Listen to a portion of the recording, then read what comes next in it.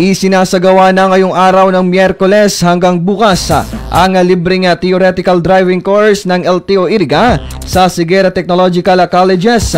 Ayon kay Ray James Elevado ng Transportation Officer 1 ng LTO Iriga District Office, aabot sa 80 participant ang inaasahan na makikisa sa programa ng LTO, na karamihan sa mga lalahok ay mga criminology students. Road Safety Week, nagkontak po kami ng free TDC dyan po sa may Siguera Technological Colleges.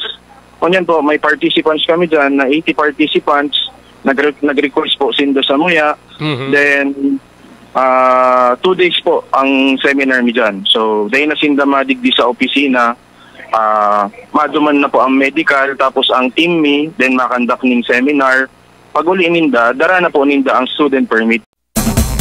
Ang nasabing programa ay kaugnay sa Road Safety Week na may layunin na makapagbigay ng malawak na kaalaman sa kaligtasan ng mga driver sa pagmamaneho ng mga sasakyan sa pamamagitan ng pagbibigay ng libreng theoretical driving course. Samantala, nanawagan pa ito sa mga drivers na iparehistro ang mga sasakyan at iwasan ang pagdrive ng nakainom ng alak upang anya maiwasan ang mga aksidente sa kalsada.